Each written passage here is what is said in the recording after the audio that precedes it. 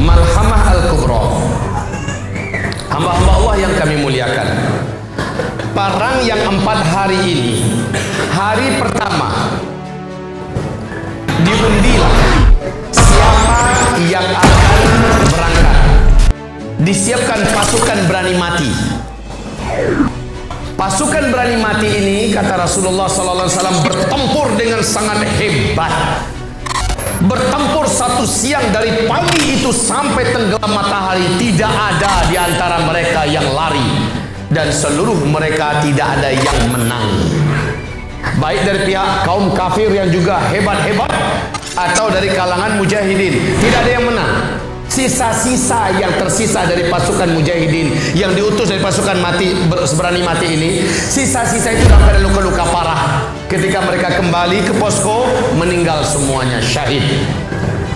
Besok dikumpulkan lagi pasukan berani mati gelombang kedua, hari kedua.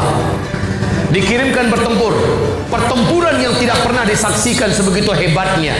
Dan Rasulullah SAW bersabda, pertempuran itu baru berakhir ketika matahari tergelincir. Lalu tidak ada yang menang. Dari pihak musuh tidak menang, dari orang-orang beriman juga tidak ada yang menang. Kemudian pasukan ini yang tersisa luka-luka parah dan kembali, dan mereka meninggal dunia seluruhnya, syahid. Hari ketiga dikumpulkan lagi siapa yang berkenan pada hari itu untuk siap menjadi pasukan berani mati. Dikumpulkan lagi, maka menyeranglah musuh. Mereka pun mengejar dan mereka menyongsong musuh dengan keberanian perang yang luar biasa. Peperangan hari ketiga itu mensyahidkan seluruh para mujahidin yang ada.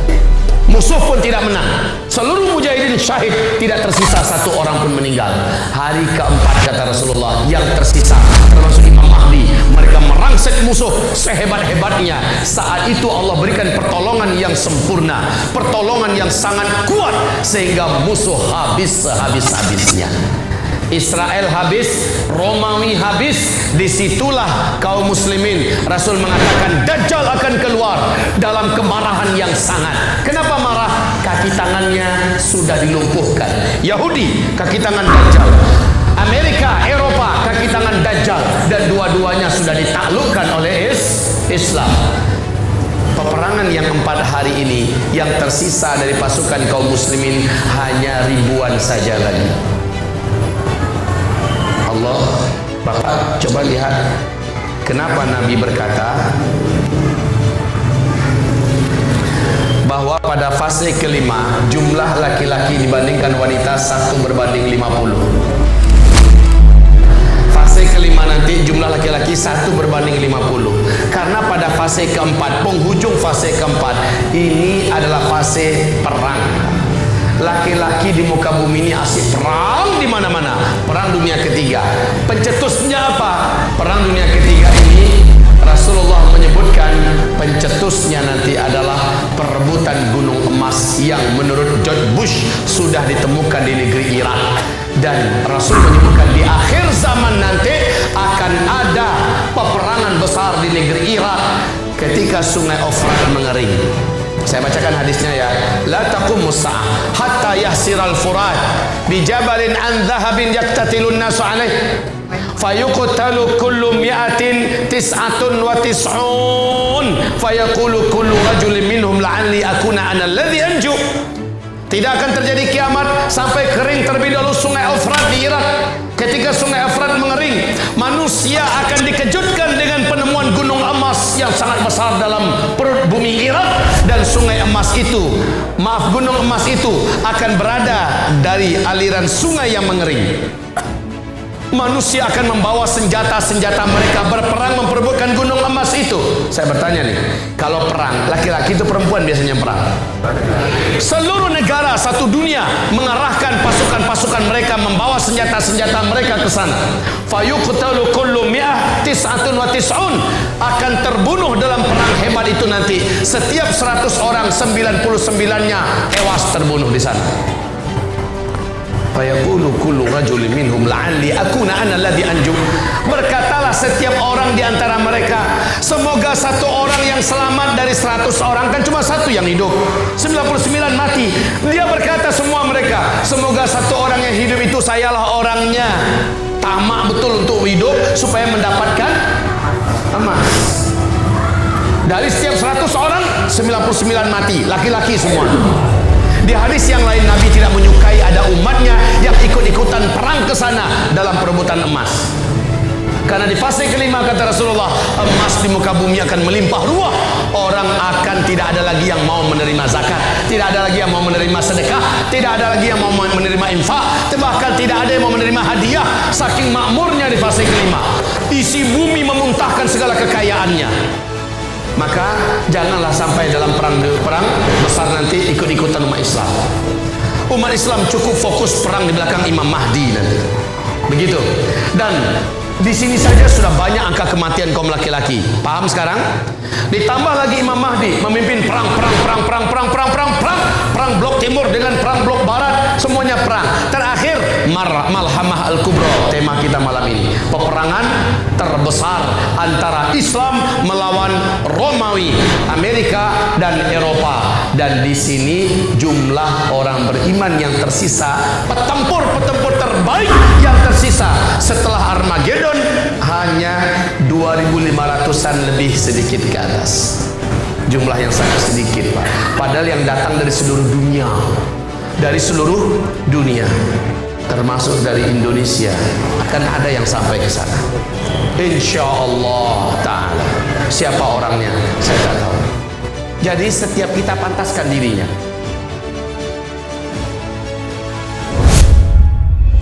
Bagaimana dengan saudara semua? Kalau memang punya minat menjadi seorang mujahid yang bertakwa di akhir zaman, maka pantaskan diri dari sekarang. Kita tidak boleh hanya hebat di atas sajadah. Kita tidak boleh hanya hebat di majelis ilmu. Kita tidak boleh hanya hebat dengan Allahu Akbar, Allahu Akbar. Bukan hanya itu saja hebatnya. Kita harus hebat, kita harus handal, kita harus piawai dalam masalah ketangkasan fisik. Nah sekarang persiapan kita itu apa? Ketika kita tahu Malhamah Al-Kubra adalah peperangan puncak, peperangan terakhir, peperangan yang tidak ada lagi peperangan setelah itu. Ustaz, katanya setelah Malhamah Al-Kubra masih ada peperangan. Iya, tapi perang tanpa ada yang tertumpah darah, perang tanpa ada yang meninggal dunia, tanpa ada yang syahid. Di mana? Konstantinopel, Turki. Turki nanti yang paling terakhir. Jadi setelah Malhamah Al-Kubra, peperangan nanti akan berlangsung di Turki. Namun peperangan ini, coba lihat, rakyat Turki sekarang sedang digiring cinta Islam apa bukan? Rakyat Islam, rakyat Turki sekarang sedang dipimpin untuk rindu dengan khilafah Islamiyah kembali apa tidak? Maka bisa jadi Erdogan ini dibunuh dan beliau mudah-mudahan syahid. Antum mencintai Erdogan? Saya mencintai beliau. Antum mencintai Erdogan? Hanya orang beriman yang cinta dengan Erdogan, dan hanya orang munafik yang benci dengan Erdogan. Hanya orang beriman yang cinta dengan Zakir Naik, dan hanya orang munafik yang benci dengan Zakir Naik. Hanya orang beriman yang cinta dengan Salman, Raja Salman, dan hanya orang munafik yang benci dengan Raja Salman. Hanya orang beriman yang sayang dan cinta kepada Habib Rizik Syihab, dan hanya orang munafik yang benci dengan Habib Rizik Syihab. Hanya orang beriman yang sayang dan cinta dengan Presiden Persatuan Ulama seluruh dunia yang ada di Qatar, Profesor Dr. Yusuf Al-Qaradawi, dan hanya orang munafik yang benci dengan beliau. Kalau ada di antara mereka ini termasuk Erdogan dibunuh, wallahu alam, semoga saja beliau syahid. Tapi kaum muslimin yang kami cintai, rakyatnya sekarang sudah mulai diajar benci dengan sekuler. Rakyatnya sudah bisa menghirup udara kemerdekaan dan kemuliaan dengan Islam. Turki sekarang sudah menjadi kiblat, bentuk daripada model daripada kemajuan dan ketinggian, keharuman, kekayaan, kemewahan berkat Islam. Dan Erdogan selalu mengumumkan demikian, ini berkat kami kembali kepada Islam. Jadi rakyatnya satu persatu, sedikit demi sedikit sudah mulai kembali digiring. Padahal sekian generasi dimurtadkan oleh sistem sekuler, Pak. Setiap sekian generasi sekarang sudah mulai dikembalikan cinta kepada Islam. Jilbab, bahasa Arab, semua pelajaran kampus-kampus Universitas Islam sudah mulai bermunculan di Turki. Baik, hamba-hamba Allah yang kami cintai, yang kami muliakan. Lalu Konstantinopel ditaklukkan, tapi kata Rasulullah tidak dengan perang.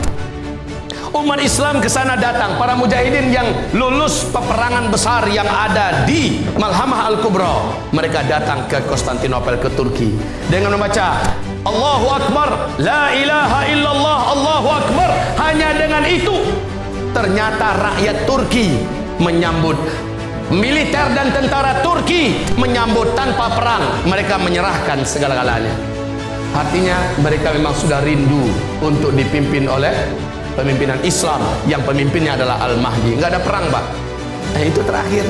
Berarti peperangan yang sebenarnya yang merenggut nyawa yang sangat banyak, banyaknya para syuhada, dan mereka syuhada terbaik di muka bumi, terakhir hanyalah di Malhamah Al-Kubra.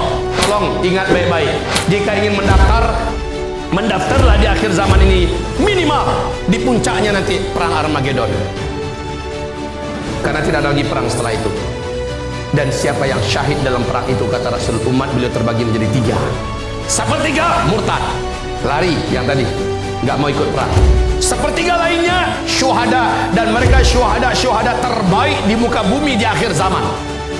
Dan sepertiganya manusia-manusia beriman yang sangat kuat imannya, yang tidak akan bisa dimurtadkan dan tidak akan pernah berubah, tidak akan pernah ada yang mampu membuat mereka tersesat selama-lamanya. Dan mereka sepertiga yang tersisa itu hidup bersama Imam Mahdi. Barulah nanti mereka akan berhadapan dengan Dajjal.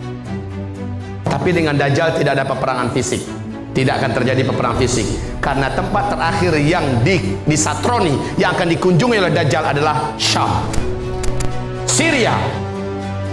Imam Mahdi dikepung oleh Dajjal nanti di Syria. Orang-orang beriman terkepung dalam sebuah masjid, kata Rasul, yang di masjid itu ada menara putihnya, dan di menara putih itulah di waktu subuh Nabi Isa Allah turunkan. Dan subhanallah, masjid itu sekarang sudah ada. Syekh Al-Hafiz Ibnu Katsir menyebutkan Masjid Jami' Amawi yang ada di Damaskus pada hari ini, itulah masjid putih di mana Imam Mahdi dan orang-orang beriman dari mujahidin-mujahidin terbaik dikepung oleh Dajjal dan bala tentaranya dari luar. Mereka berencana besok akan membunuh. Asarnya dikepung. Pada waktu malam Imam Mahdi dan orang beriman bersiap-siap menyerahkan diri kepada Allah. Tetapi pada waktu subuhnya Nabi Isa Allah turunkan, dan yang sanggup menghancurkan Dajjal cuma Nabi Isa. Selesai zikir pagi, selesai matahari terbit, salat sunat syuruk, maka Nabi Isa bergerak menuju gerbang. Sementara Dajjal dari luar sudah bergerak ke gerbang pula, ingin menghancurkan gerbang dan menghabisi Imam Mahdi dan orang beriman di dalam. Dajjal nggak nyadar kalau ternyata Nabi Isa juga sudah hadir. Ketika Nabi Isa membuka pintu, Dajjal tepat di balik belakang pintu. Ya, maka Dajjal menatap, Yazub, langsung meleleh badan Dajjal, meleleh, dan Dajjal menjerit kesakitan. Demi Allah, kata Rasul, kalau Dajjal bertahan saat itu, berdiri di tempatnya, dia akan menjadi cairan yang menggenang di lantai. Dan Dajjal dengan sisa kesaktian dan kekuatannya lari. Tapi Nabi Isa diberi oleh Allah di atas Dajjal kemampuannya. Nabi Isa udah nunggu di situ. Mau kemana, coy? Kemana saja Dajjal pergi sudah ditunggu oleh Nabi Isa. Terakhir, karena jadwal kematian Dajjal sudah dibocorkan oleh malaikat maut kepada Nabi Isa bahwa dia matinya nanti di pintu Lut di Palestina, maka Nabi Isa sudah menunggu di depan pintu Lut. Saat Dajjal muncul di situ, langsung dihunjamkan senjata yang ada di tangan Nabi Isa. Matilah Dajjal. Kamu akan dengar nanti, kata Rasulullah, di Baitul Maqdis di akhir zaman dimerdekakan kembali dan digaungkan khilafah Islamnya. Negeri yang paling aman di akhir zaman, negeri yang paling makmur di akhir zaman, negeri yang paling indah nanti di akhir zaman, ketika seluruh dunia dalam keadaan kekacauan dan peperangan, adalah Palestina. Saat itu kamu hijrahlah ke sana. Demikian perintah Rasulullah kepada Muadz bin Jabal dan penekanan Rasulullah kepada Ibnu Hawalah agar kita persiapkan diri untuk dipantaskan oleh Allah ada di negeri Syam, khususnya di Palestina. Demi Allah, hamba Allah yang berbicara, berdoa dan berharap, semoga yang mendengar juga berdoa dan berharap agar diberi oleh Allah kelayakan dan kepantasan layak menginjakkan kaki ini di tanah mubarakah Syam. Amin ya rabbal alamin.